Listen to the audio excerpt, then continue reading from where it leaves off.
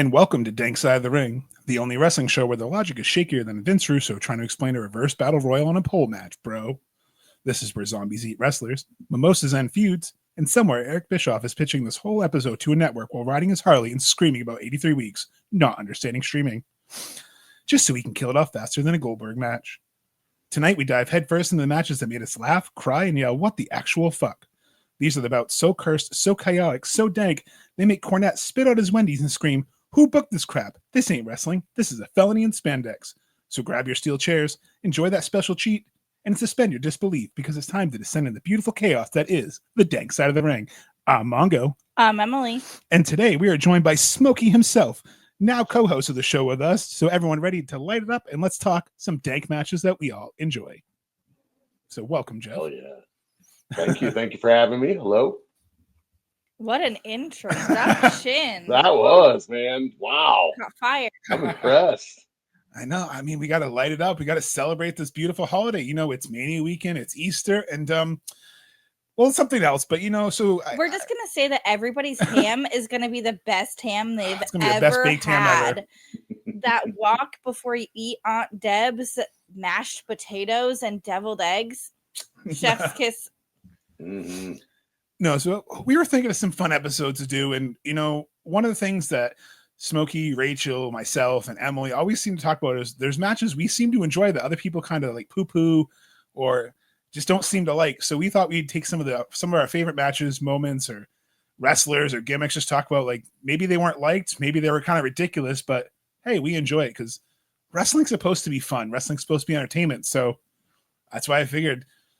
So I figured if you guys want to start off, I have some matches. I know, Jeff, you have some matches. So we can kind of just spitball some matches here that we think are pretty dank. So, Jeff, since you're the guest on the show, I'm going to let you go first. So do you have any matches that you think are fitting into this category? Oh, yeah. There's definitely a ton of fun style matches, both good and bad, of course. So, I mean, I'm going to throw one out, and I'm sure this one will be a popular one, and we can get this one going right away, will be the Mimosa Mayhem. Yeah. That's our number one. Nice. Look at this. I figured you guys would enjoy that. So same wavelength. It is definitely one of my top matches. I do the signboards for my work, and every time I try to write like something to do with mimosas to advertise them, I just want to call it Mimosa Mayhem. But when I did say weekday Mimosa Mayhem because we have sales going, people asked, can I get the Mimosa Mayhem? And like, that's not a flavor. So I had to like tame it a little bit, but I think it's so iconic to me that this match just lives rent free in my head. It does. Yeah, I mean, well, and Orange Cassidy, I think, fits this type of fun and kind of episode, you know, nonchalant and fun and just different things. You know, I figured he fit this kind of episode perfect. So that's why I kind of figured I would lead off with him. Just because this match, you know, it was fun, and maybe in a lot of ways it shouldn't have worked, but it did. So the build up to it, I still laugh at. It was Ortiz. Ortiz just slips into the orange juice. Done, and then he gets the towel, and it's orange. I just couldn't. Like, Orange Cassidy nailed every bit to this, and the jacket is still being used in storyline.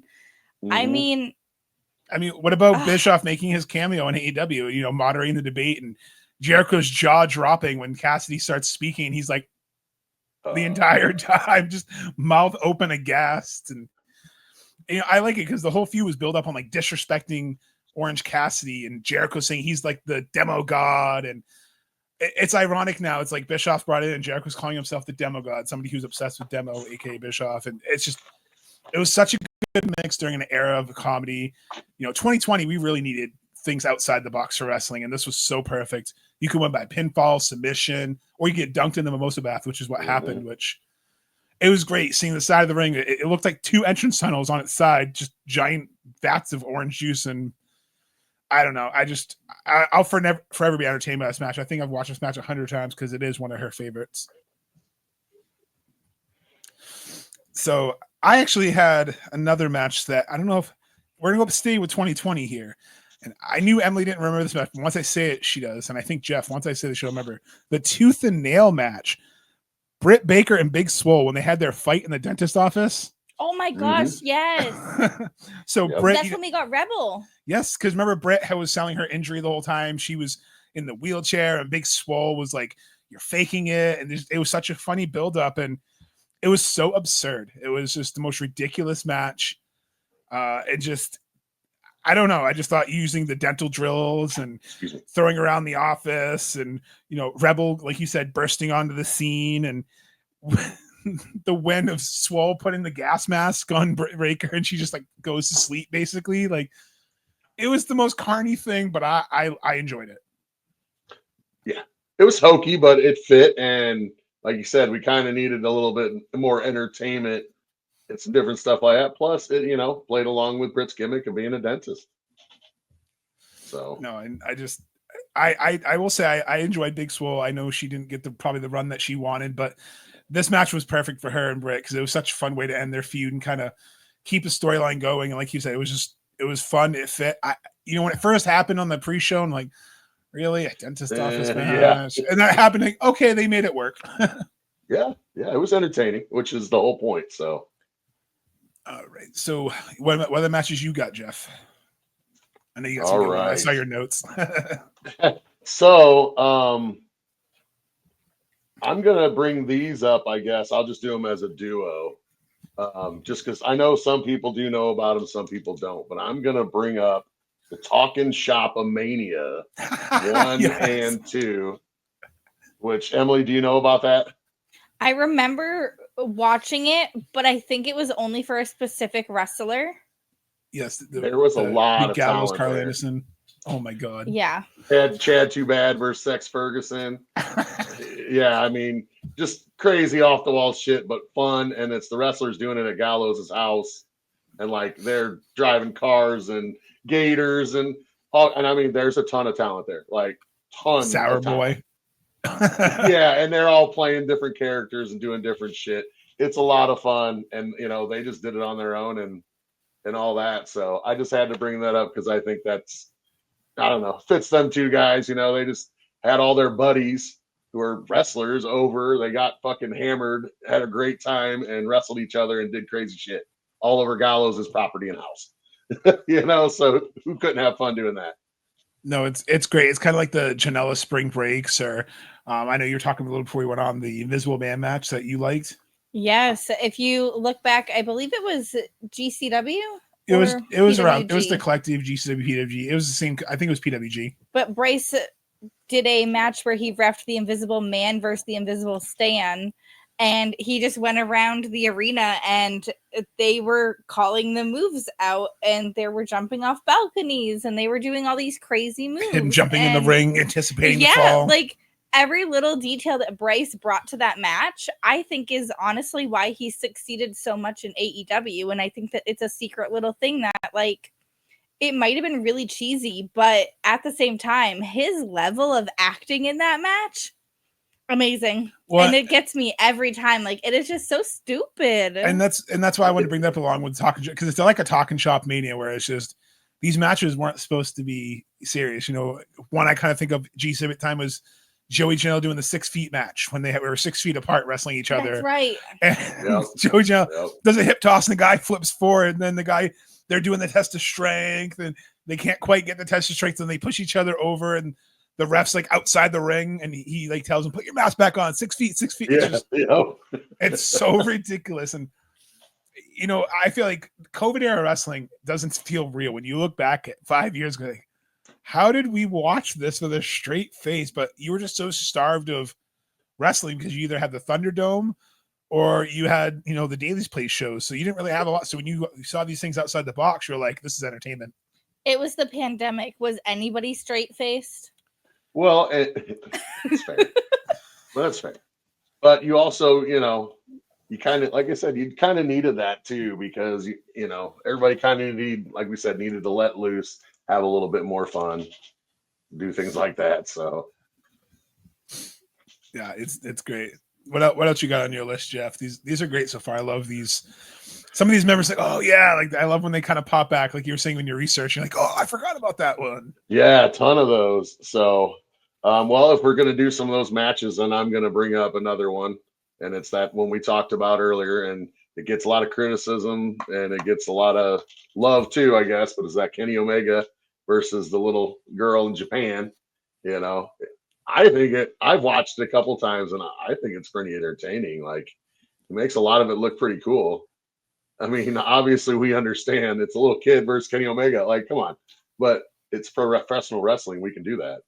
Right. And it was choreographed in such a way, like when the little girl goes up for a hurricane run on, he's throwing himself with all his strength in a flip. And like, it was over the top and ridiculous. I loved it. And I know, Cornette has shit on it. Like you said, people have shit on it, but taking it for wrestling seriously, in my opinion, if you take it too seriously, you're not a wrestling fan. It's not supposed to be taken serious. Right. Well, and that was the other thing, that COVID era kind of, if you want, in my opinion, almost brought out like some of that 80s bullshit in a way, from when I was a kid, with some of the stuff we've been talking about. Kind of reminds me, that character-based kiddie style, that was kind of hokey with a lot of different things, So sometimes I wonder if I was a fan in the 80s, would I have actually enjoyed that kind of stuff? You watched Glow. I 100% think you would have. So I think about this and I'm like, but like the Repo Man, it's so much of a like, ew, right? And but then you gotta think ages, the librarian, when Leva lays out the books for Peter Avalon to go across and how much I popped and in the loved Battle that. Royal. And then you've got Luchasaurus with the tailspin. Like, the little things that I really do love about them, I'm like, I would have loved 80s you love wrestling. Character work. I would have. You like, love the Outrunners, which that. are the Outrunners. You love the Outrunners. They're the embodiment of 80s wrestling. But that's what I didn't like. When I'm thinking of character work, I'm thinking like, how did they ever make Repo Man a thing? Like, how did they ever have IRS be a thing? And then I realized it's because I don't know their stories that go with it all. Correct. I only see their matches. Right. But again, like, you've got the Britt Baker stuff. So you've got all these to different people. put that perspective to you, some companies were more about making a television show, making a story, and some were about work rate. WWF was not known for having work rate for a lot. That's why a Shawn Michaels or a Bret Hart stood out, because they weren't really known for having. So IRS wasn't known for being bell to bell work rate. He was known for being the over the top heel villain. It's time to file your taxes. It's April 15th. And on the Coliseum videos, like, you have to buy this video for $9.99, taxes not included. Like, just that over the top annoying character that, like, Ted DiBiase didn't win his belt. He bought it from Andre after, he basically cloned Earl Hebner. Like, that's another going, Saturday Night Main Event. You have Hogan and Andre, and he gets screwed out of the title, and then $1 Million Man buys the belt off Andre. Now he's the champion because everyone has a price. And it is hokey to go back to, but it's that character work. But yeah, it's because you're spoiled, because nowadays you're getting the characters with the great ring work. You weren't always getting the great ring work, but sometimes you get Stan Hansen, great worker. Well, yeah, for me though, like, remember I was born in 79. So like my, 0 to 10 was pretty much the 80s. So like it was all character based, and it was Hogan on top. It was the, red and yellow, just because. I mean, I liked other people, but when you're a kid, those big heroic characters and personalities kind of get you. And then you start learning about working and doing other shit, and you're like, well, maybe I don't like them, Right. So like I said, the 80s are different, but that's part of what drew me to the Outrunners, and why, since you mentioned them, might as well go ahead and throw them out there right now, is I fucking love the Outrunners. I'm so fucking happy for them. And it's awesome because all they're doing is playing the old school shit when I was a fucking kid. Like I said, to probably like 10 years old or so, that was probably, what I saw was stuff like that. But they also can work, and do stuff like that, which makes it even better for me. And their crowd work is phenomenal. Yeah. And I think that's what's missing. You have to have the crowd work. If you can't captivate the crowd, it's over. It's over before it started. They got you son of a bitch over. Like, they literally grab each other. You son of a bitch. Every video youngest man alive, vascular, and all this. I mean, they're getting all kinds of shit over. And, and okay, bringing out fun stuff. I'll go ahead and throw this out there. And I've talked to Rachel about this before, but you can have the biggest fucking heel, but if they have something, everybody in the crowd chants it. And then they're booing them the entire rest of the time. But okay, you don't like Monet? Well, CEO. You know what I mean? And then everybody, fuck you, and yeah, you suck. CE no. Like, yeah, it's you so know what great. I mean? And but like, you know, Adam Cole getting this boom, and Adam Cole, you know, anybody that has shit like that, I love it. We hurt people now. That one's huge. We hurt people. Ooh, you know, it's everywhere.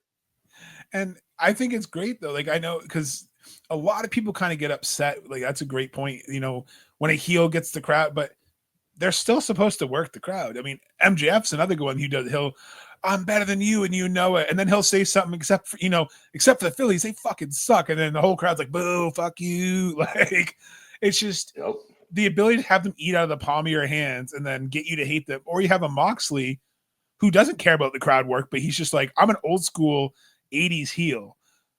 I'm not giving you your title. I'm not giving you what you want me to have a wrestling match. Fuck you. I'm just having a fight. You want me to show up every week? Okay, good. I'm just going to cause interference. You want me to do this? I'm just going to leave. Oh, you want me to lose? That's the point. So it's great to see those different styles of heels. And I think Jericho, because he's a lot on this list, he's one of the best heels. He recognized that you shouldn't be selling merch if you're a heel. That's his mentality. You shouldn't be selling merch. But then, like, to your point, when Judas became a thing, even when he was a heel, people were still singing Judas. So even he recognized the evolution that sometimes you got to kind of pander. Yeah, but you can Jericho, root for a heel. Yeah, he's not underrated by any means. He's very well respected in the community, but I don't think people give him his real dues. He's been doing this for so long. He's been pretty much at the top of the game the whole time. Whether you love him or hate him, he's in your head. He is. Like, people, even right now, he's not even on TV and he's still getting hate. Yeah. And hey, like I said, that Dynasty 2024 crowd, holy shit. Man, Rachel and I sitting there going, we're fucking cruisers and shit. Like, everybody's going crazy, and we're like 2 of 10 people cheering for Jericho or whatever. But I mean, he got lots of hate. I was like, damn, like some of this is some fucking heat. Like, and fuck you, Jericho. And all this is like, whoa. And what's great, even this whole, like, that's a great segue. Like, the whole learning tree is kind of part of this, Dank. So I mean, a lot of people didn't like the learning tree, but it was pretty over. There was a big group of fans that loved the learning tree. I'm not going to say it was my favorite thing all the time, but I appreciate what he was doing. And I will say it's getting me to like Big Bill. Seeing Big Bill's humor and seeing Jericho being the hi guys, slip into madness. Like, I'm disappointed. Like, I enjoyed the campiness of this run. I enjoy the campiness of these matches. And, it kind of leans back into his heel. He went old school heel. He took Gravity's mask and he tried to make, him give up his mask in a match when Bandito was going against him for the Ring of Honor title. Really took it next level. Like, he was trying to embarrass him and humiliate him, which that's a big heel tactic too, embarrass and humiliate your opponent. But he has fun with it. Like, he's just that cocky, I'm going to wear your brother's mask. Look at me. And like, just, and we all know we all know his history too of wrestling in Mexico. So we all know he understands this, and everybody kind of knows that, you know what I mean? But I also think it's good because, he was the placeholder for the Ring of Honor world title because Bandito got hurt. We had a lot of different things go on there. So, you know what I mean? He was a placeholder. So you had to give it back to him somehow, some way without it being whatever. So, I mean, it helps Jericho be even more hated.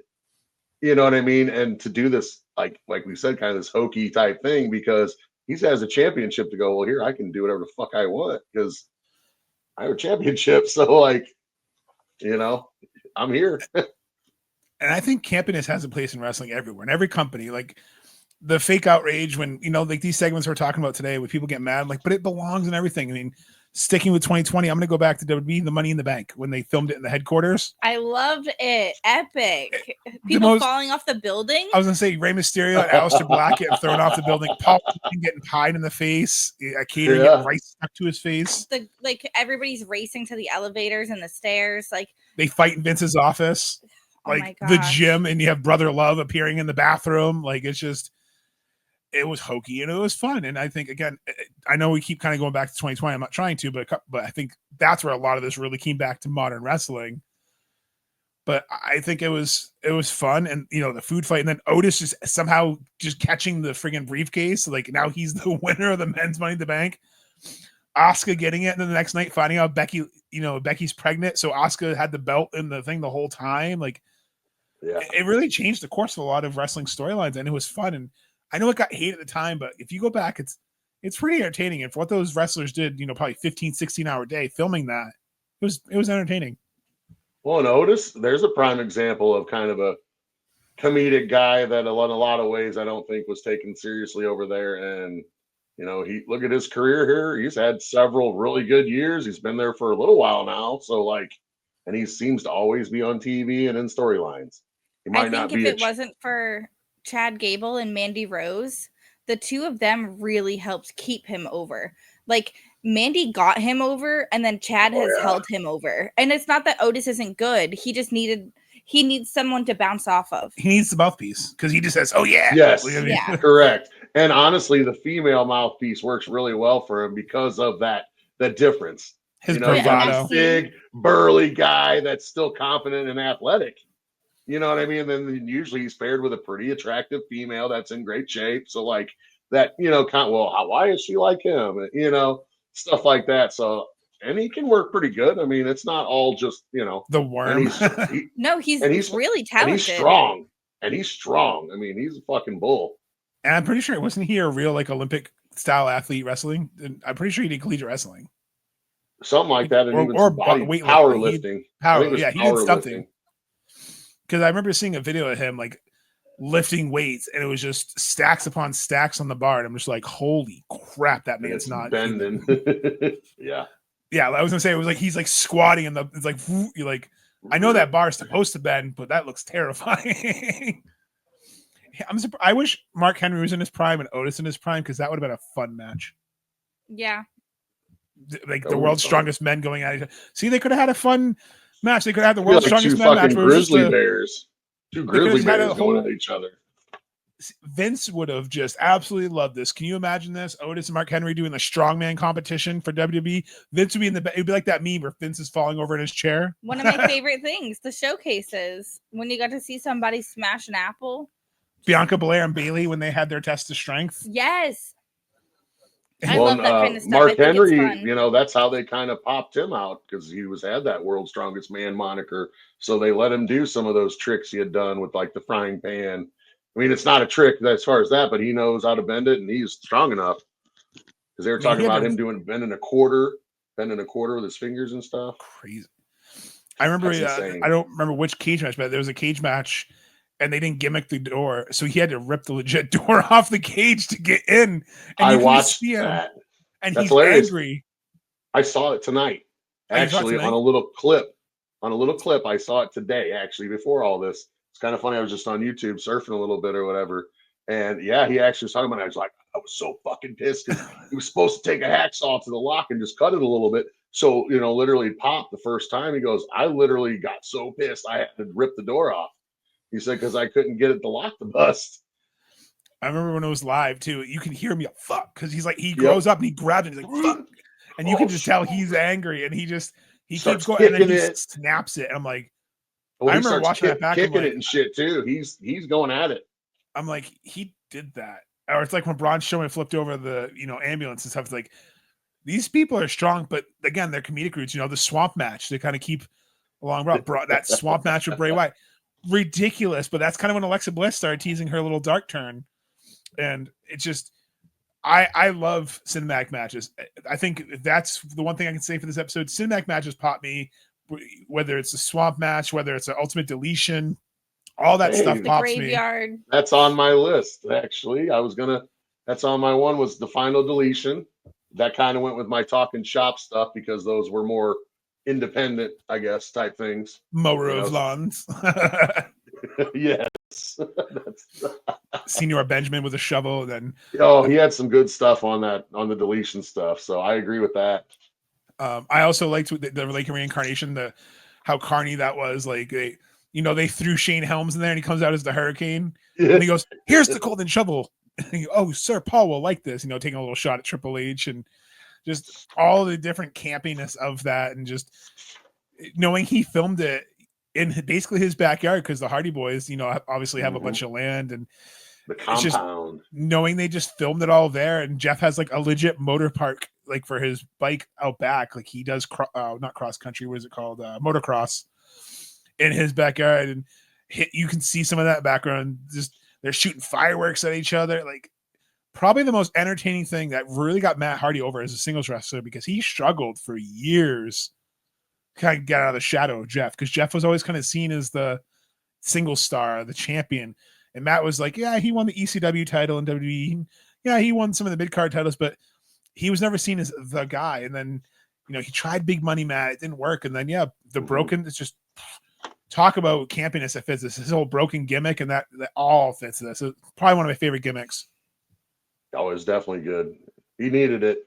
Because like I said, he wasn't bad singles, but like you said, Jeff was the more charismatic. He definitely had more of a female following because the ladies loved him.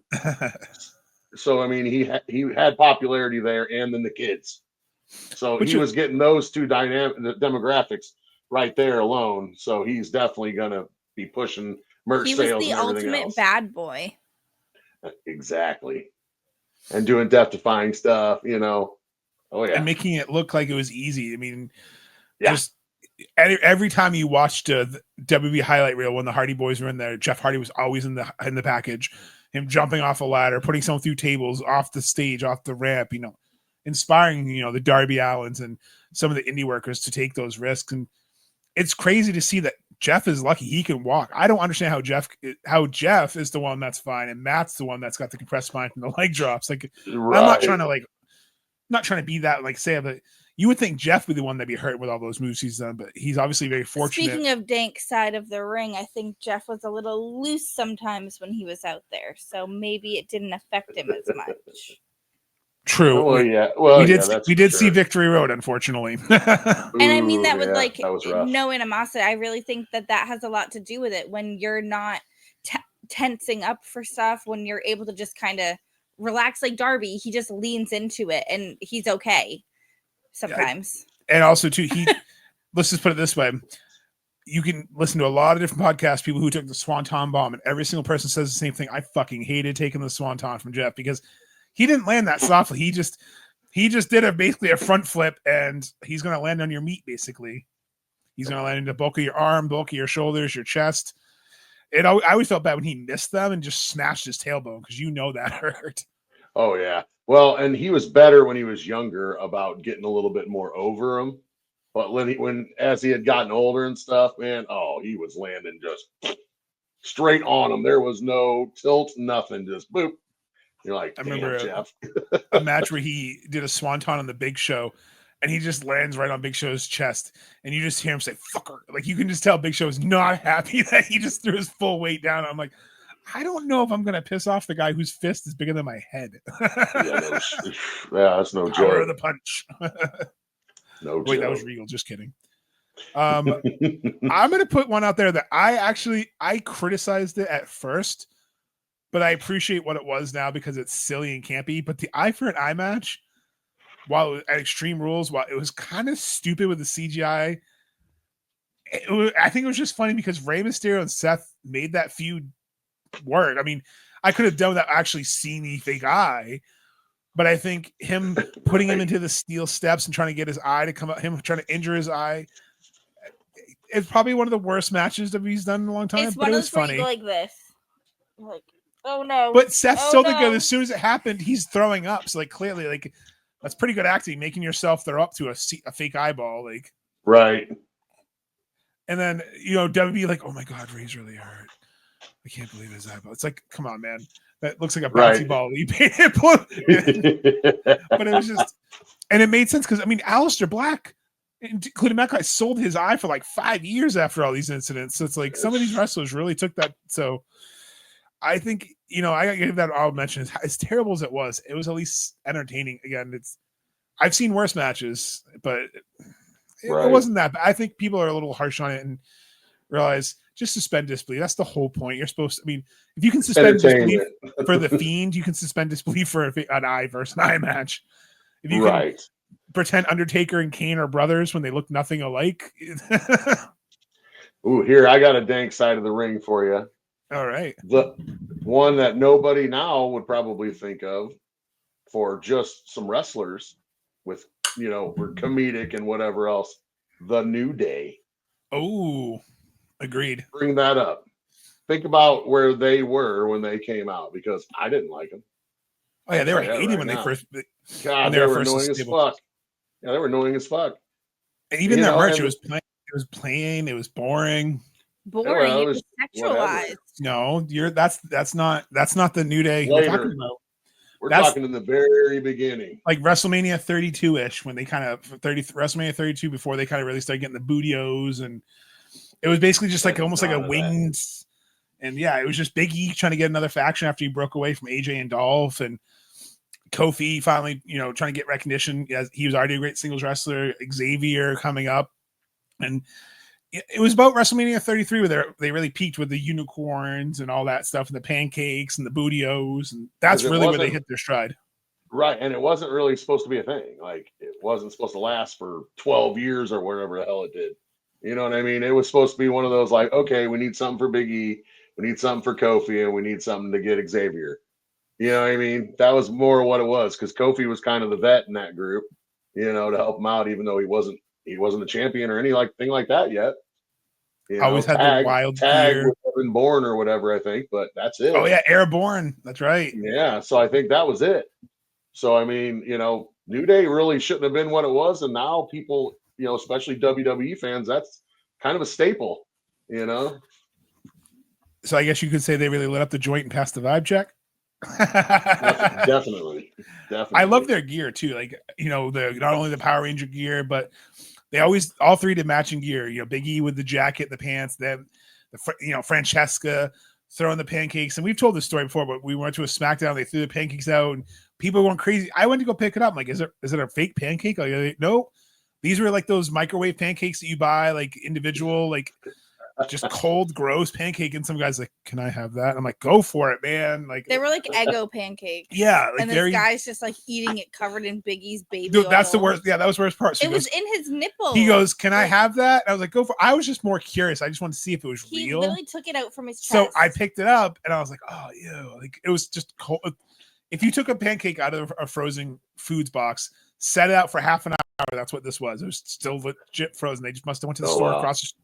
Here's a fun fact. There's a Market Basket across the street from that venue. Guarantee they went to that grocery store and bought them there, because they got more for your dollar at the Market Basket. Oh, yeah. You get that. Very New England chain. But okay. It was, I just remember, he just starts eating that like a thing. It was, oh, that's going to be covered in sweat and baby oil and just frozen. And there's no way that tastes good. And it was on the ground. Yeah, that's my thing. I'm good on all that. Like, again, my goal wasn't to keep it. I was just like, in that little morbid curiosity, like, hey, are those real? Are they rubber? Oh, gross, that's real. Can I have that? Sure. Go for it. It's like when they used to, not to derail too much, like I went to a Patriots Cowboys game years ago, and some players were throwing their towels up in the crowd, and people were going gaga over, like, they just wiped their sweat and their face and their boogers on the. I'm good. Enjoy. I got their DNA. DNA. Like, I was just gonna say, now you've got people doing so much with DNA. I'd be careful of giving away my sweaty towels. You never know. I mean, hey, if you're gonna throw me a glove, cool. I'll take a glove. You want to throw up your jersey? I'll take, jersey for sure. A sweat towel. But yeah, a sweat towel. I'm good. Like, I think you should keep that because you're going in the shower anyway. So like, so another one that I think I want to bring up, I know Emily really hasn't seen much of it, but we've talked about it before, is No Mercy 99, the Good Housekeeping match with Jeff Jarrett and Chyna. They literally called this match everything but the kitchen sink. So Jeff Jarrett's on his way out of the company, and he's putting his Intercontinental title against Chyna. Well, what's huge is Chyna became the first female Intercontinental champion. And it's just, they literally had a kitchen sink in the match. That it was so misogynistic, if you think about it. Jeff Jarrett's fighting Chyna, and he's basically saying, you belong in the kitchen. You're just a woman. Like, he's just being the typical misogynistic asshole to her. And then the whole match, that was the whole premise. Good housekeeping. It was basically him calling him a homemaker, and it just, she literally hit him with a kitchen sink, and it was the funniest shit. Probably a terrible match if you go back and watch it, but I just enjoy it for what it is. Like Jeff Jarrett putting on his carny overbooked madness that he always does. Yep, I remember that as well. It was kind of fun. It was kind of fun. Well, because he got all his just desserts for everything, you know. I still remember too the iconic scene where she takes a toilet seat and she just puts it over his head and there's like toilet paper and he's just sitting there and he's got toilet thing around his neck and it's just toilet paper hanging out. I think you would love the weapons aspect of it. I think you would absolutely love like him like throwing toilet paper at each other. Like this is stupidness that it was. And that's kind of what I was looking at when I was making this list and search matches. Like what matches were funny and what matches were just like, this is so dumb, but I enjoy it. So Right, what else? exactly. What else you got, Jeff? I know you got something like that on there. I mean, I have obviously more, but I actually thought about this one for that type of aspect was the Mountain Dew pitch black match of Bray Wyatt versus LA Knight. Yeah. But yeah, I remember watching that and I was like, this is gonna be one of these fucking stupid fucking matches. It's just gonna be a filler or whatever. And then I remember Rachel and I watching, I was like, huh, like that actually wasn't terrible. Like I actually thought that was decent. Like it was entertaining. Like I actually don't feel like I wasted my time, wasted my time. So I'm like, wow, that was better than I thought. I need that action figure too. They just released that Bray Wyatt, like how he's in all that paint, like the black light paint. Cool. They just really, I'm like, oh, I need that because I agree. At first I was like, really pitch black match, like exactly like you said. I remember talking to Emily about it. We're like, a fucking Mountain Dew match, like come on, Vince, like. And then I'm sitting there saying, well, like it could be like the Mimosa Mayhem. It could be really She was so hoping for a giant bottle of Mountain Dew. Mountain Dew somewhere? This is fantastic. Like this has to be good. And then they say glow in the dark, and I'm like, oh. Maybe if you drink that Mountain Dew, you glow in the dark. Who knows? That's very possible. Very possible. If you get it from our local gas station, when I didn't realize I bought a couple month expired live wire. Oh, that was awful. Ooh, I bet that was weird. If they've done that, if Mountain Dew wants to sponsor, I think maybe AW can do a Bahaha bash at the beach or something like that. Maybe Baja blast at the beach. I would pop. I definitely would love that. No, I got another one. One match. Go for it. Oh, a match that definitely gets hate that I still think was actually pretty awesome. It just didn't end as planned. The exploding barbed wire, blah, blah, blah, blah, blah. The exploding barbed wire death match. Yep. Yes. That match. I mean, it's so good. Here's the thing to defend it. So obviously, when Terry Funk and Mick Foley and all them done those, if you go back and watch the actual exploding rings afterwards, there were never grand spectacles. So people put the bar so high that this ring was going to be like pop, pop, pop, pop, pop, and like massive pyro. But realistically, it was always noisemakers and flashing lights or noisemakers. And what killed them, it was smoke bombs and stuff like that. Yes. Yeah. If they didn't have the sparkler aesthetic and they just had a dud go off, it would have been a little less. But smoke and it was just the sparklers. I think again, the end ruined it. Yeah, every other aspect. It was good. For me, what ruined it was Eddie still trying to sell it like a fucking champ, covering Moxley, and then it's like, and he's like, I still gotta fucking sell this, like, because Eddie's so old school. He's not gonna just like roll over and like, screw this. But yeah, no, right. I agree. I mean, we have the figures from it. It's still if you stop it before the ending, so it's kind of like the show Supernatural, so Sons of Anarchy. If you stop it before the last moments, it's a great match. They're great. It's just like those TV shows that end on a sour note, and you're like, ugh. It's very Game of Thrones. You're like, yeah, it's great until this last moment. Right. I love it. I think Kenny Omega and him just absolutely fucking killed each other. Like that board of barbed wire outside, they forget the explosions outside worked.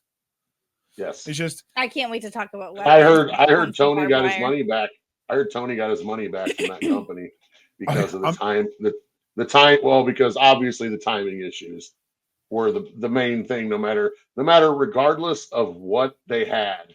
The timing of it not going off. Yeah. Yeah. That blew it right there. And speaking of, I think you should speaking of timing and all that, I think you should bring up the match you talked about off air, your cage match. I think that's a good story for you to tell. Oh, okay. Yeah, sure. So I went to TNA in St. Charles, Missouri, whenever they first started doing pay-per-views on the road, and they weren't doing them in Orlando, I think, at the time. Okay. So they came and they forgot their cage. This has been well documented by everybody. It's Lethal Lockdown, I think 2007. So they forget their cage. Well, one of the main things is a tag match between LAX and Team 3D. Let me be correct here. And it was supposed to be electrified cage match because Lethal Lockdown pay-per-view was advertised as every match being in a cage. And then the main event is the Lethal Lockdown match, which is like a not an elimination chamber, but like a multi-person Hell in a Cell type thing where you can go all over and all that. So they forget the cage. So another timing issue. Devon's over there selling like he's getting shocked by lightning and nothing's happening for about 5 to 6 seconds. And then all of a sudden they try to flash the lights and make some noises like the cage got him when he touched it. And it happened several times, and they kind of got it better at the end, and we're a little closer. But one of those things, something that ruined a good match by just 6-7 moments throughout the match where they're supposed to be doing stuff, and it was really hard for him to try. But Devon, you know him, he's going to sell it. So Right. They all tried, but yeah, it wasn't their fault. But it was an entertaining match in more than one way. So. And to give TNA credit, they really tried to be different. They talk about how AEW talks about being the alternative, but TNA really did try. Like there was a lot of ups and downs in their history, but they really tried to let's do a different match stipulation. Let's be different. We don't want to just book how WWE books. So that stipulation, I was shocked. I remember getting worked by a podcast apparently because I thought he got electrocuted because Devon still to this day talks about how it hurt, and I guess clearly that's bullshit. But I remember they must have edited because I remember seeing it. I'm like, I remember the light effects, but that makes sense. I'm guessing live, they're like, oops. And now they probably let's clean this up for rebroadcast so it doesn't look like that. It was rough. It was rough. Oh, but like man. I said, it was still fun. And I will say they made it work throughout as well because the main match, the Lethal Lockdown, still had the regular cage at least. But I will say, I watched Gail Kim jump off the top of that crappy ass cage when she was fighting Miss Jacqueline. I always forget Miss Jacqueline was in TNA for a hot minute. Yeah, that was a pretty good match, and she definitely dislocated her shoulder when she clotheslined her off the top rope, for sure. No ifs, ands, or buts about it. That's never. But it was fun. awesome. But it was fucking awesome. I will say that. Not getting injured, but they put on some good shows. Speaking of that, one of the matches I had on my phone is TNA. One of the matches I like, but people hate, is their reverse battle royal, which is why I said it in the open. So it's not one particular match, but whether it's King of the Mountain or whether it's an actual reverse battle, it's the most fucked up stipulation. So they all start outside the ring and they're trying to get in the ring because you have to score the pinfall or submission thing. So there's people sliding the ring, but there's people getting pulled out, people getting yeeted over the top. So I would watch the fuck out of that. It's chaotic. So it's awesome. So fun. The only downside is it was always such an overbooked mess that it never ever delivered on the promises. So it's like, oh my god, it's gonna be so fun. I had Jeff Jarrett had his fingerprints on so much in there. So it's always Jeff Jarrett. It was always like Christian Cage, and I remember there's one where Bobby Roode, he goes to slide in, and he was still feuding with James Storm because beer money had formed, and and they kind of had some tiff, but they weren't really broken up yet. And I remember James Storm's pulling him out, and he's like, "We're drinking buddies," and they shove each other, and they both go in the ring, and then they both get pulled out. It was just, they tried so hard to make that work. It's fun. I think it's fun, just like King of the Mountain.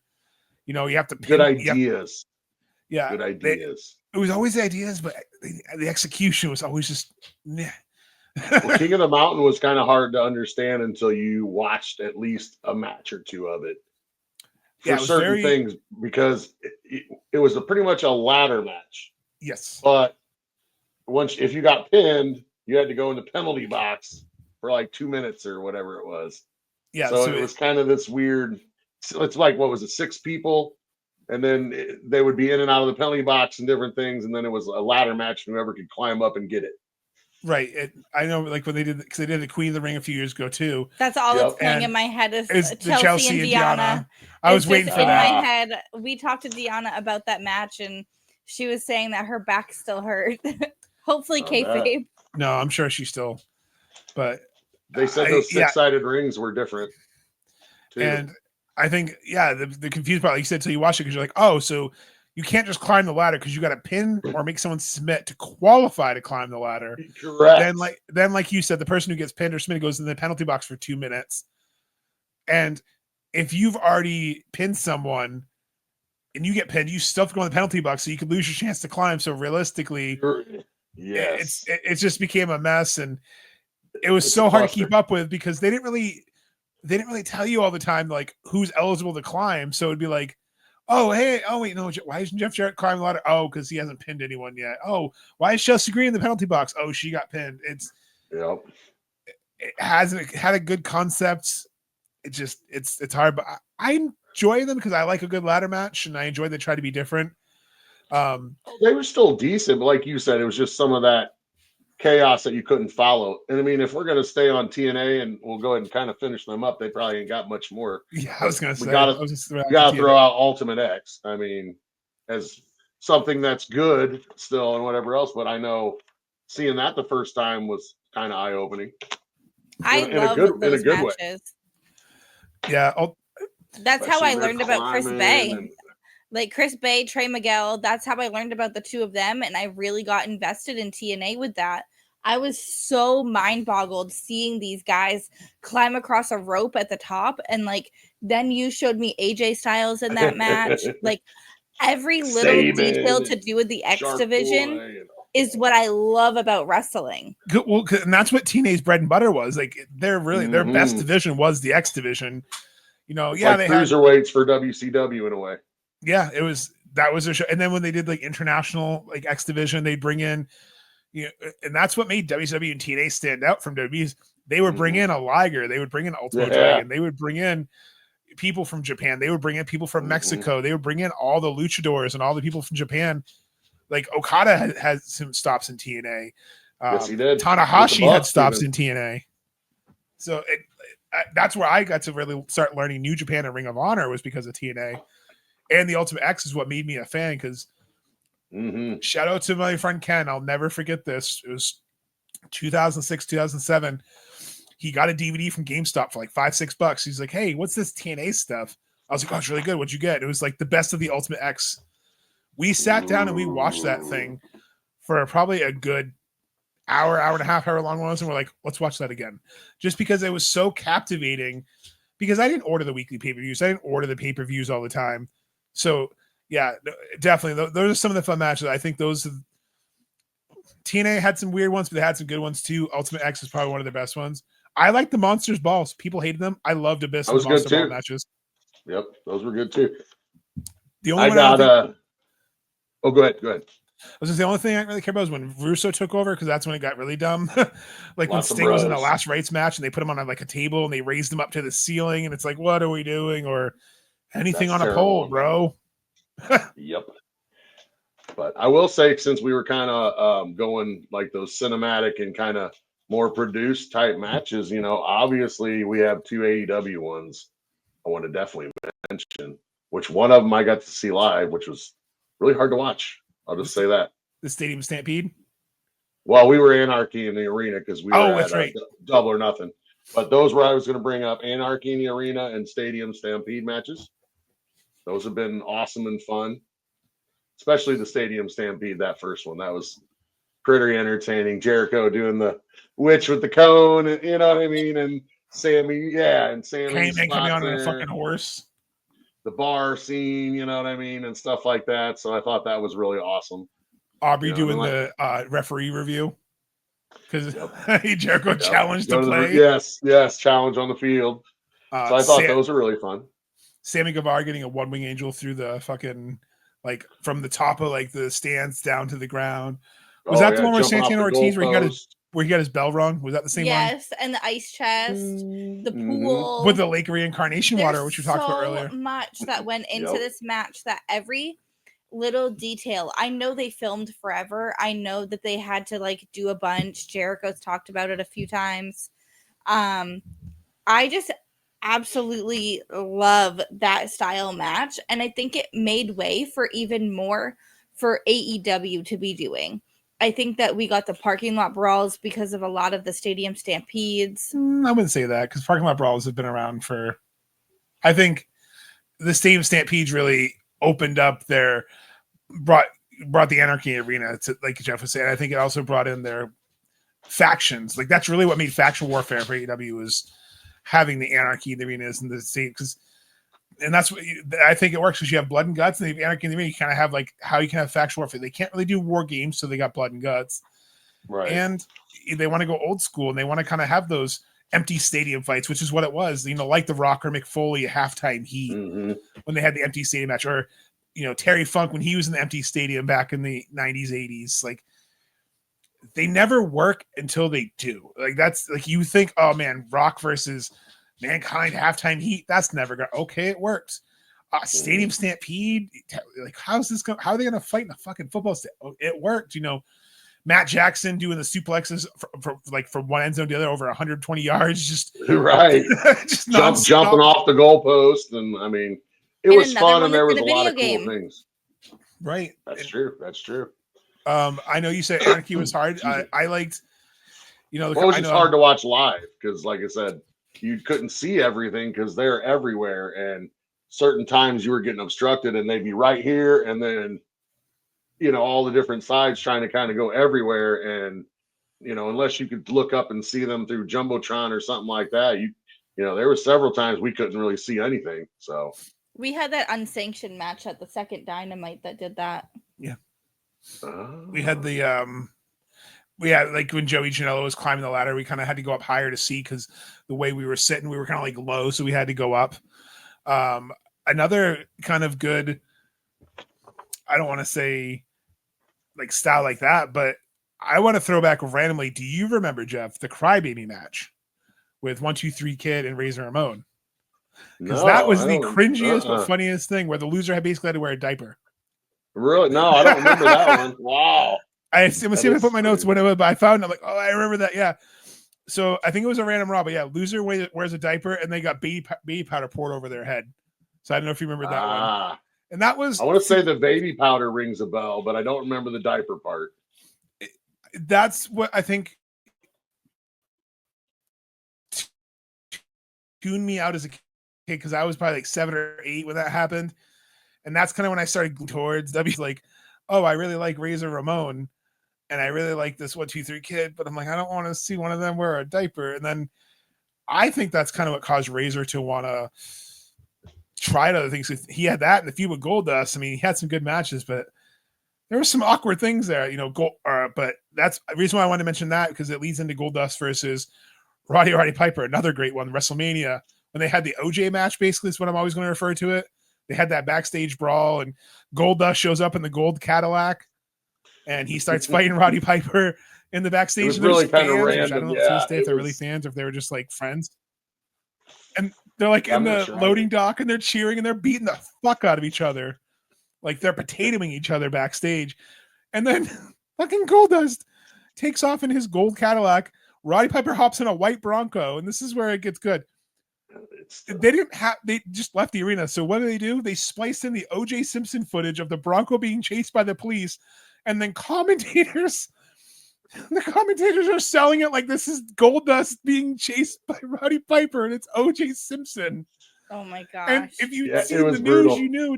So as a kid, I didn't know, but as an adult, I watched it back. I'm like, they really just spliced in the news footage of O.J. Simpson in that low-speed chase and trying to tell us it's Roddy Piper. And it's like, what are we doing here? But it's the funniest shit. If you've never watched it, you have to. It's one of my favorite Mania moments of Roddy, because only those two men could have made that work, because that is the most ridiculous thing I've ever seen, but I loved it. It was rough. It was rough. I talked about this one earlier before we started recording, but one of the matches that got me into wrestling, sadly, was Stephanie McMahon and Vicky Guerrero. They had a mud pit, and I I don't even remember the whole match. I just remember Vicky grabbing Stephanie and pulling her in. And I was like, that's a badass. She just stuck up for herself like no other. Like, that is amazing. And I loved just how Vicky did that, because what I knew of Vicky before then was just the ladder match with Rey Mysterio and Eddie. I didn't know like anything else to do with Vicky. And then I got to go back and watch more with her and really just embraced everything to do with it. But seeing what she went through in WWE and to see what she did to Stephanie was fucking iconic. I'll agree. I mean, I wouldn't say anything she did was good in wrestling, like in wrestling ring. No, I'm talking like character wise and her like character work. Yeah, that's what I'm talking about. Like, only because the stuff with Dolph Ziggler, like the character. Because I remember when her Stephanie and Vicky, whenever they had to slap a male counterpart, there was no hold it back there slaps. So they slapped the shit out. You can definitely tell that they were just like, we're just gonna slap you and whatever happens. Because Stephanie would, especially Kurt Angle Ronda Rousey feud before Ronda Rousey broke her arm. I just remember she slaps Ronda, and Ronda talks about it in her book. She's like, I didn't think that she had that in her to hit me that hard. I told her to lay it in, and that girl laid it in on me. And I've gone back and seen some of her slaps. Like Jericho's talked about how like he almost chipped a tooth getting slapped by her. And yeah, I don't know if I want to get those love slaps from them. You know, just like that Simpsons song, "Love slap, baby, take no crap." But yeah, so let's roll into the next match. Get it? Roll. I have another one. It's Emily's favorite because I feel like we've kind of gone old school. Let's keep it new school. We have Arcade Anarchy. So I know this is her all-time favorite campy match. You know, you have Chris Statlander returning on the claw machine, eating the screen to Penelope's face. You have Legos. You have real video games. I mean, the whack-a-mole. The whack-a-mole. That was like your favorite part. That was pretty cool. That was pretty cool. So as much as it sucked to like not be able to see it, I'm sure that the pops were pretty good. And I think though, for again what they had to do, and there was some fans there because it was 2021-ish. So that's the one Jeff was just talking about being at. Yeah, no, the Arcade Anarchy. No, I was at Anarchy in the arena. Yeah. Oh. Arcade Anarchy was on a Dynamite. So Arcade Anarchy, remember previous. that was Best Friends and Kip. But yeah, I think there was some crowds. But you're right. I think the pop would have been louder if it was a full crowd. But I also liked the Legos too. And then Sue, can't forget Sue coming up with the minivan. Like that's one of my favorite things is Sue just randomly shows up with that minivan. Double or Nothing, All In, when she brought the cookies and JR, not the cookies, and he hits them with a can, or not the Dippin' Dots. That's another great JR line and some hardcore shenanigans. The popcorn machine. That's one of my favorite moments. Like he said earlier, Sammy in the golf cart. Can we get like a Mother's Day tribute with Nick Wayne's mom and Sue? Oh God, Mama Wayne. Well, then we're gonna have to do my match of Judy Bagwell on a pole. Oh, no. Jeez. That part wasn't even a pole. She was a larger American, shall we say. So it was a forklift with the platform. Okay. So I got a character. Mom. I'm not trying to make fun of your mom. But I got a character to throw out for the Dank side of the ring. Who do you got for a character? Damien Mizdow. Yes! One of my absolute favorites. I love him. I wanted to throw that one out there because I figured that would work really well. He was one I definitely had in my notes to put out there because it shouldn't have worked. It probably wasn't supposed to last long, and everybody fucking loved it because he fucking killed it. The Rumble killed it. When Miz gets eliminated, so he eliminates himself, and then Miz is throwing a tantrum, so then he starts throwing a tantrum. Yes. Oh, I mean, and he was getting pretty damn good at it too. You know, mocking him and doing the repeating stuff and everything else. So it started out kind of whatever, but it got to be very entertaining, and I thought it was hilarious. I wish they ran with it more because they could have had tag team golds. Mm-hmm. If they had if they had just stuck with it, because you know when Mizdow came in, you know, Sandow, he was almost kind of like what's that? The professor? What's his? I'm trying to think of his name here. Lenny Poffo. Thank you. He was almost like that kind of gimmick. I'm smarter than you, and you guys are all stupid, and I'm educated, and you're dumb. And it didn't really work for him. And then, like you said, they fell into this and it worked. And when he would come out dressed as other people as well and use their moves, like the Big Show, Val Venus, he was good at that. Every little detail that he did with it. And then him going to NWA was huge for him. When Aaron Rex showed up in NWA, and he really helped backstage. And you know, I'm sad that he's retired now, but like I hope he's coaching or producing somewhere because he's got such a mind. He was helping doing a lot of stuff production wise and whatnot for NWA, because that when we were going to the wrestling at the Chases they brought back, he wrestled at one or two of them, and then by the third one for sure, if not the second, he wasn't wrestling anymore because we did a meet and greet thing, and they had a thing where Billy Corgan and him came out and talked to everybody, and you could ask questions and stuff, a Q&A with him. So he was talking about, you know, that he ain't really working no more, and he's just helping produce the product, and he likes the old studio style, you know, that all that stuff. So no, I mean I want NWA to get on a bigger platform because they have such good workers over there. I thought they were going to be on CW. I don't know what happened to that, but yeah, they have a good program over there. And you know, we got lucky to see Markova on the cruise, you know, and she's killing it. The champion they had, not Casey Copeland, what's her name? She just had that thing. Kenzie Page, because she just had that thing with Natalia there at that. What was that? The Bloodsport or whatever. Yep. So. And I think they're doing great. I only have a couple more matches before we kind of get into our rapid fire to get towards the end here. But I have the Jericho versus Nick Gage death match on Dynamite. My favorite commercial break of all. And like basically like the Herculean feats of strength. Yeah, I was gonna say that's the pizza cutting timing, the juxtaposition of Jericho getting a pizza cutter on his head and the Domino's ad playing. Whoever decided to roll that footage must have known, because there's no way that was an accident. That was perfect. And it was Jericho awesome. talks about on the cruise how Domino's was pissed. You should have made money with it. Jericho was right. You should have ran with that, made money. Have Jericho and Nick Gage be like, you want a fucking pizza? Heck, you can't say that. You get this pizza here at Domino. Like, and Nick Gage would sell the shit out of pizza. And when he says, here's what's weird. He ended up saying, I only like pizza. It's like, you could still sell it, Nick. If someone's like, we'll give you $100,000. Try out this Domino's Parmesan stuffed crust. Like, he could have sold the shit out of it. I robbed a bank to buy a pizza. Oh, Jesus Christ. Like, there's so he could have caught. He could have helped get a different demographic. Yeah, for sure. I just think it was great. It was funny. The shakaroni. Give me the Gage-aroni. The Gage-aroni. Jesus Christ.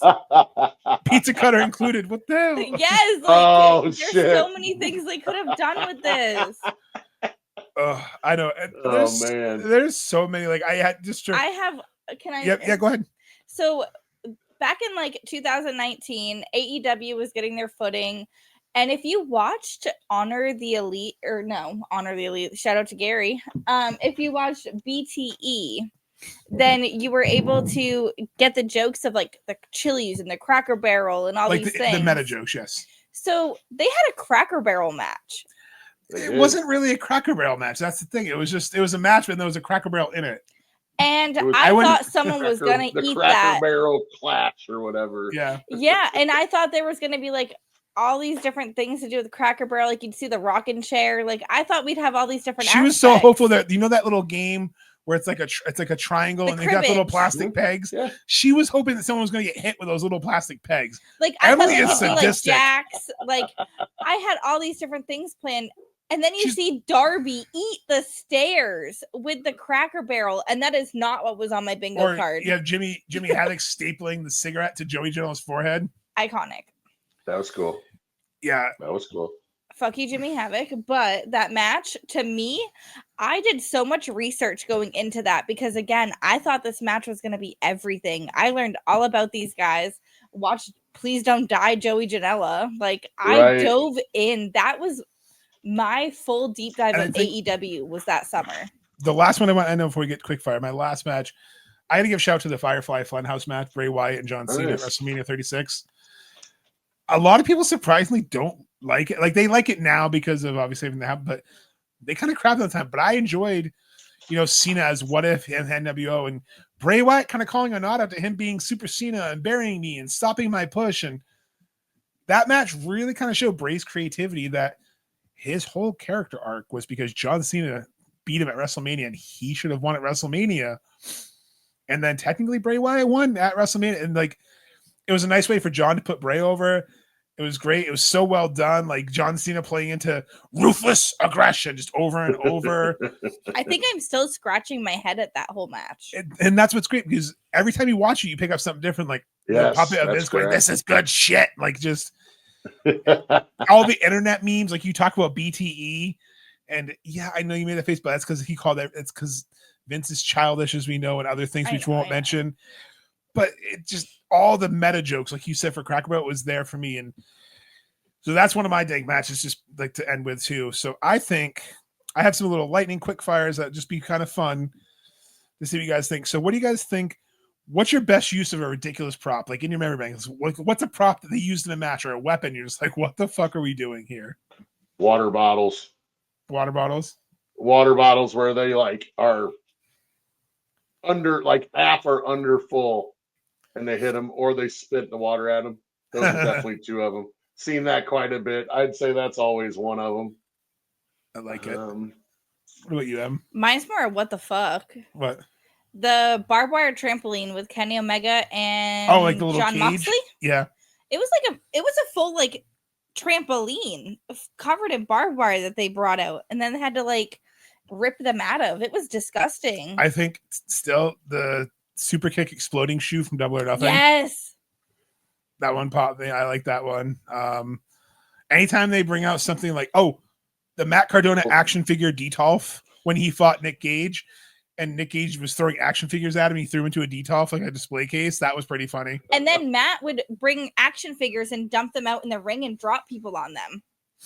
So that worked. It's like the Legos, kind of, except a little different, but bigger, concept. Harder fists, like little. In certain ways, yeah, especially if they're all. Mr. Socko always will get me. I loved the fact that Mankind would put on a sock puppet basically and shove it down your throat. Like that's why I love dressing up him, because it was always so stupid. You want to go recent? Sure. A shoe. Oh, Tony Storm, that, yeah. Mariah May with that damn shoe. And then you've got the champagne bottles broken up and they tape their hands. Like that right there was pure genius. That was some blood sport shit. Genius. It was gross, but it was awesome. I can't believe this was on TV moment. Like, what's going on here? I remember myself the zombie match with the Miz. Like, I know they're promoting a movie, but all of a sudden Miz is getting eaten by zombies around the ring. Like, what is going on? Yeah, I don't know. That was weird. I don't know about that one either. I got one for that. Leatherface showing up on Dynamite against Jeff Hardy and Jeff Jarrett. Like, I know they were doing the game, but someone actually dressed as Leatherface with a chainsaw. And I was like, okay, like we went there. I don't know either. Oh, I got one for that. Was the live sex show? Yes, Edge and Lita. Where her titty was out. Yep. Oh man, I remember. Like, it was like, what the fuck? Was her titty just out? Like, I remember going to work the next day. I was working at Target. And I worked with this gooner who you think he's never seen a pair of boobs in his life. And he was like, did you see Lita's boob last night? Oh my God, you see? I'm like, the world saw Lita's boob. Yes. We saw Lita's boob. Was it like when Janet Jackson's was shown? Because I was in 8th grade. A couple years after that. Like the cover came down and it just exposed one of them. And then that was pretty much, she was like, oh shit, because she knew it. Yeah. And I think they chopped it out in some of the broadcasts. But I remember later on they did, yes. Yeah, the first broadcast. What about what do you think? Like, why am I watching? I can't believe that was on TV for you. Like, either cringy or ridiculous. It doesn't have to be like offensive, but like I'm not gonna say offensive like pinata on a pole they did for luchadors in WCW. Like that was offensive. Like, whoa. I don't know. I just think like people, when I think of certain things, like you've got Danhausen and then you've got Orange Cassidy. And then you've got R-Truth with like the ladder for something. I don't even remember what it was. But I was thinking about what the fuck moment. It's not the comment. Yeah, but that's all I can think of for like what just happened in like funnies. Here you go. One we talked about earlier that I didn't remember happening until I saw it and was like, oh my gosh. But I'll bring it up. The Gulf of Mexico match, baby. That was one of them. I'm like, oh God, I can't believe that happened. The dog poo match. That was the other one I would say would be the dog poo match. That one kind of got me too. I was like, whoa, I forgot that happened. Yeah, that dog food. The Roman Reigns dog food. Oh, it was Roman Reigns. He's talking about the dog poop match, not dog food. Yeah, The Rock. Yeah, it was The Rock and the British Bulldog. For some reason, Vince McMahon loving to pie people in the face for a while. Tony Storm and Kevin Owens both got random pies in the face. That was always random.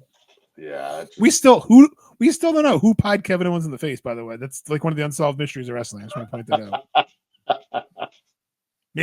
Maybe when he comes back, maybe that'll be the match he finally.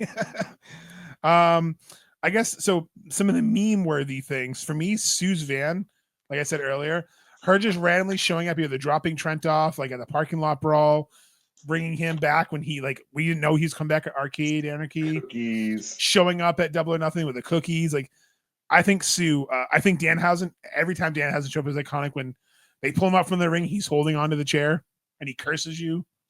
R-Truth's pretty memes too. Oh, for 100%. A lot of his different stuff for the Women's Royal Rumble match and all this other stuff. I mean, R-Truth. Santina. Yeah. I was just going to say when R-Truth went to Rockstar Spud's wedding and pinned him for the title and then tried to get the title back during their honeymoon. I mean, R-Truth, I think you could put in a category by himself. Like his 24/7 run. Oh, man. I'll say it. I'm going to actually give that an award. I'm going to give that one of my most dank awards. I think his 24/7 run is the most underrated thing in wrestling. What is he, 63-time champion? Something like that. 63-time champion.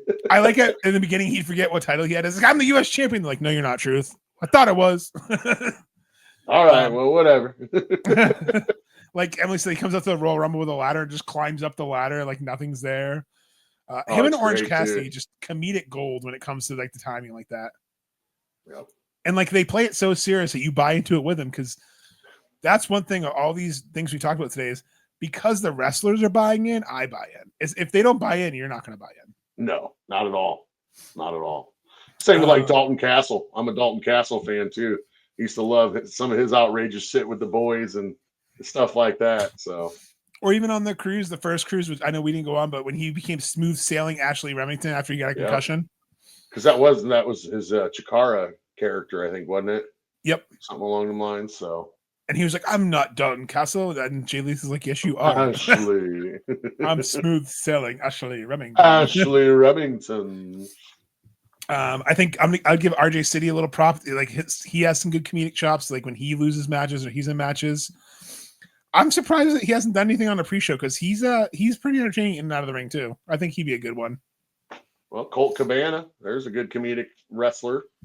I agree, especially when he does that Superman dive, just like dives at you. It's always one of my favorite. He has a couple good kind of comedic moves that I do enjoy. Here's another guy I thought was good and kind of funny too, because of all his move mocking and things like that. But I'll just bring it up, was Eugene. Yep. Especially when he would do like this, he'd do the stunner and Stone Cold would save him or The Rock would save him. And then like hearing him talk out of gimmick was so weird for me. Like he was on Christian Lead or something Emily was listening to in the car with me. I was like, oh, that's Eugene, because like it's Nick Dinsmore. I'm like, that name sounds familiar. He's like, so I played. I'm like, oh, it's Eugene. Mm-hmm. Yep. I think another funny wrestler, Chelsea Green. I don't think a lot of people get her. I think she's one of the best right now. A damn shame. I'll say that she's not in WrestleMania as the U.S. champion.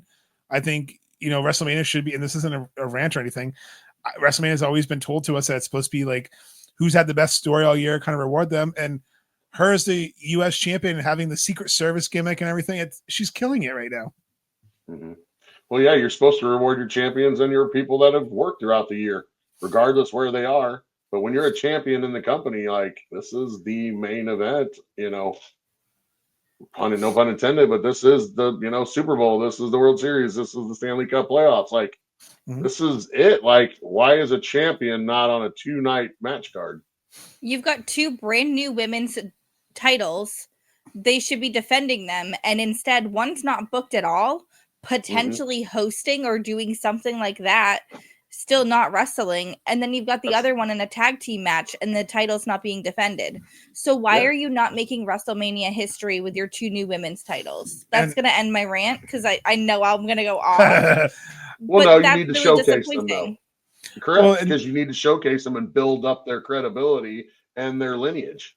Why is it important to have these titles if they're not on Mania? And do they matter? But look at like what's some of your favorite comedic Chelsea? Like I know you, Alyssa. What's some of your favorite? Like was the Rumble your favorite when she turned into like complain to every manager on Raw, got kicked off Raw, went to SmackDown because Adam Pearce couldn't handle her? For Chelsea, it's everything to do with what she's doing is just amazing to me. It's so entertaining. She's so damn funny. She's underrated. I mean, even her social media skills, she's got everything going. I think that she has truly been crushing it with her Secret Service. Piper and her together are just great. I think that she has really had a shitstorm thrown at her in the beginning with those tag titles, and to still be able to go out there and do everything she did.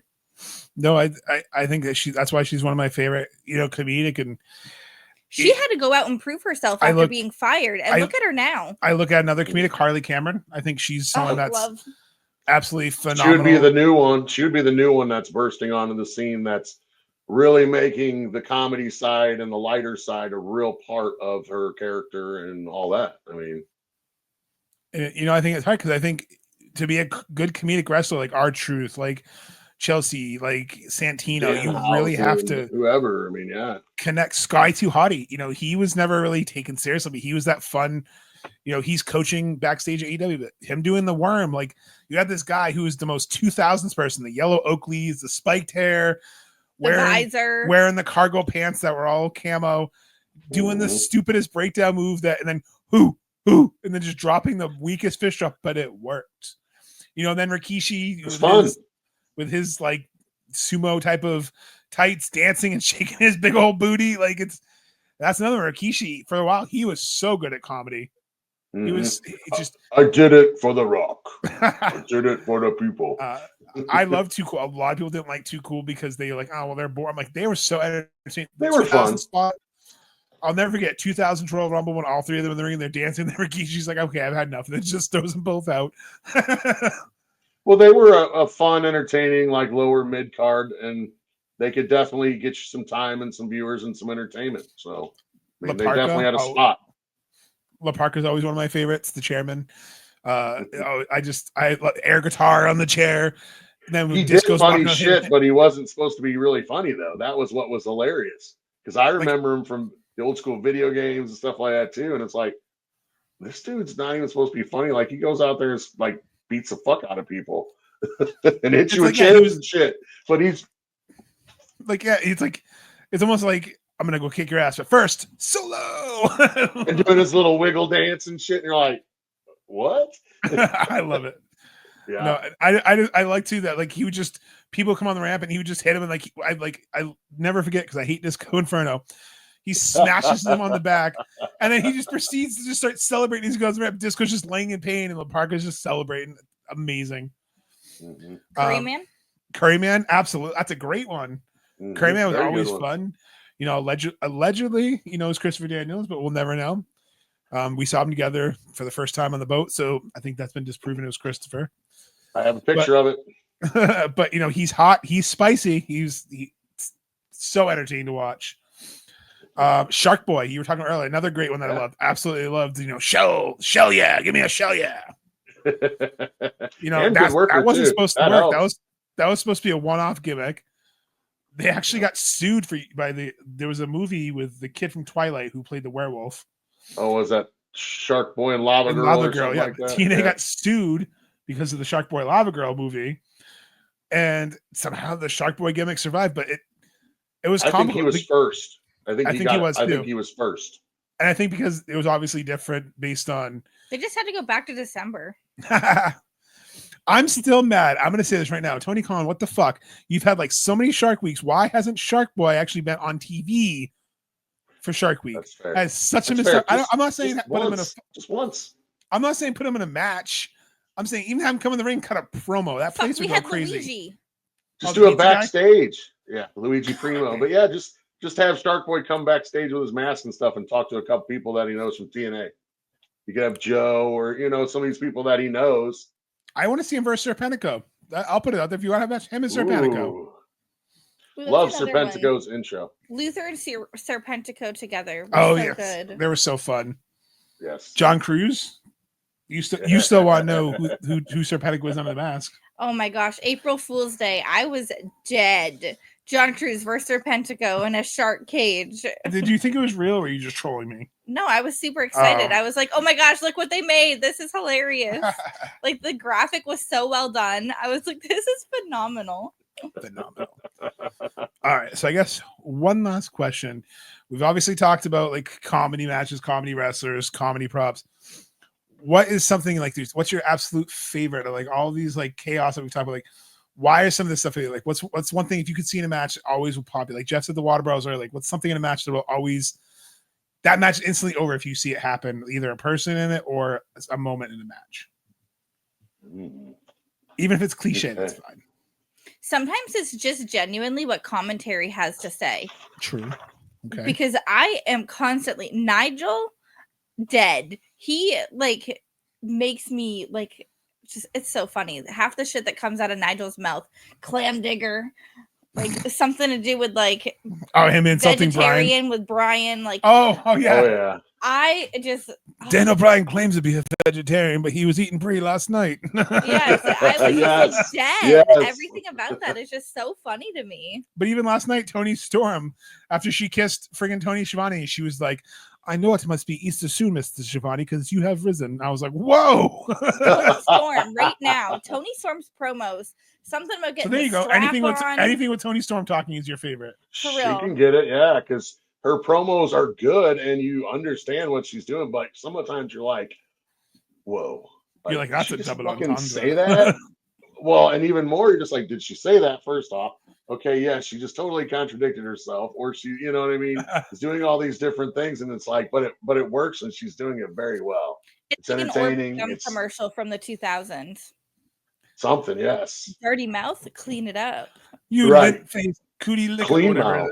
Whoa, they did Ting. not call it a cookie And then you licker. got to have the little smile with a bling on it. I guess I need some Orbitz gum. I don't know. I think for me, what always pops me is whenever they have a run-in spot that gets foiled will always pop me. So like if some goofball, like say Yuta's coming out and he's like, I'm going to get this guy with a chair, like the Spike Dudley spot. I'm going to get this guy with a chair. And then someone bigger just comes and runs him over and they just lay on the ground. Like when Santino was taken out, like he was coming out doing his little power walk. And I'll never forget, someone just came up and just tackled him. And then he laid there. Or like when CM Punk was laying in the ring and the crowd left and it was like 2 hours after the venue closed and he's still laying in the ring. I think overselling, like Shawn Michaels, Hulk Hogan, that will always pop me when someone's overly selling, like Shawn Michaels, Hulk Hogan, where he takes Ziggler. Ziggler. They take Or like Nick a basic Nemeth, move. whoever The was Rock on. taking the stunner. Oh yeah, Razor, that popped me. Scott Hall taking the stunner. If someone's overselling, that's me right there. If you oversell the shit out of it, I love it. Like even Kenny Omega, like when sometimes they sell something so devastating, like you don't have to sell it that hard. But right. Well, okay, perfect example. Rob Van Dam overselling fucking like DDTs and some of that. Because I remember, oh God, you don't have to sell it so good, you know? God damn, Rob. Or like, you do like the handstand, just like stand straight up. Or Shawn Michaels when he stood straight up on his head. Yeah, you're just like, oh shit, don't have to sell it so good, Rob. Damn. But yeah, Sammy Guevara when he took the super kick and like goes back on his knees. Oh yeah, kind of just crumbles straight back. Yeah, that's a good one too. But yeah, I do like the overselling. That does pop me. Marco Stunt. Yeah, Marco Stunt. I like Marco. Yeah, Marco Stunt was a lot. I do like him. But yeah. Oh, go ahead. I was gonna say, and then the Outrunners, like when they kind of like not hulk up, but like when they strengthen up and they do the double elbow drop every time. We said it earlier. When they do that double elbow drop, I'm like, listen, we know it's the people's elbow. We know it's not supposed to be devastating, but it's fun. Right. And I do like that type of stuff. And especially when I think it pops me when wrestlers through either their stuff or whatever, kind of like I talked about with like Adam Cole and like different people or Monet or whoever, if you have something that I can get into and have fun with, you know, and chant or be able to do whatever, you know, like we said, we hurt people and stuff like that. They're not supposed to be faces, really. I mean, you know, but everybody loves chanting. We hurt people. Yeah, so same thing, Stone Cold, or if you smell. I guess I love really good catchphrase, or some stuff like that. So something I can Got it. participate Good. with. Yeah, even stuff like that. But something I can participate with that helps keep me involved, because I feel like those can really bring the energy levels up on matches sometimes. I think it does. I mean, just to put over, Jey Uso, like that, the yeet craze is so over with everyone. And listen, I get it. I've had friends go and they've sent me videos of them in the crowd. And I'm like, that whole crowd is doing it. So that's fun. And that's when wrestling is at its most fun. When like you said, you can participate. Like Well, the it's just boat, like you said. dance. Well, yeah, suspending your disbelief to get involved and enjoy the moment, because it's a live show. There's supposed to be fan interaction. It's not a movie where we sit there in that type of, showing where we're not being loud and whatever. This is a participation event. So that's the whole point, is to get involved and, like you said, suspend your disbelief and be able to just enjoy the show for what it is. So I just thought of one more random one because I saw it happen on the Collective yesterday, some of the clips. Whenever the wrestler gets a fan, especially a little kid, to hold back the person they're fighting in the crowd, and they either they let the fan chop them or they chop them, but like the fans get to like hold the wrestler down. Well, I love it every time. Like there was one where Will Ospreay had a kid hold someone back, and the kid's like shaking his head no, and he's like, it's okay, and he holds it, and the kid's like nervous and he's shaking, and Will Ospreay, hold him tight, and he just chops the guy, and then he high fives the kid, and the kid's like, yeah, and he's just so excited. Who was that like 2 weeks ago that did that? It was the Learning Tree. I think it was Jericho and some young the bounty hunter boy. got chopped. Brian Keith got chopped, but it was just some little kid, and he chopped him, and Keith sold the shit out of it for him. He did. It was fucking great. I love it. It always makes me pop because it's like they're gonna remember that moment for their rest of life, but I remember because it's like, yeah, because it's fun, and that was the whole purpose of doing the Dank Southern Ring. It's stuff that's fun, it's entertaining, and there's so much bitching online. There's so much people getting negative. It's like it's wrestling, it's fun, it's entertainment. Like, stop being so serious about it. When you see a child get yelled at to go wash your mouth out with soap, it is everything. Man, I'm glad that's not our child. I mean, I can't imagine a child like that. Oh man. Insert clip here. Right. But yeah, I want to, thank everyone for, giving us a listen today. Make sure you follow us on our socials at Cruising with Kayfabe. Hit that like button, smash that subscribe button, as Mr. Beast would say. I don't know those fancy words, but I had fun doing this. I want to thank Jeff for coming on. It wouldn't be an episode without Cruise, Smoke, and Smokey. So we appreciate you coming on like always. He'll be back on further episodes because, again, we're a big family here. This is fun with people. This is fun talking about with you, Jeff and Rachel. I love doing this. I love talking about wrestling. It makes my weekends. So that's all I have to say for me. So Emily, if you guys want to say anything for you guys before you wrap up, but I just want to say thank you, and I enjoy this. Yes, definitely. Thank you everybody for listening, and go enjoy, that nice ham. Go for a walk. Listen to us have on a that smoked walk. ham, walk some Mania, have some Easter. It's the best week in wrestling. Use the smoker for anything you want this weekend. Put extra pellets in that thing and let her rip. So absolutely. Thank you for having me as always too. I appreciate it. Happy Easter to everybody out there. Absolutely. Have a happy and safe Easter, and always keep the kayfabe. Kayfabe.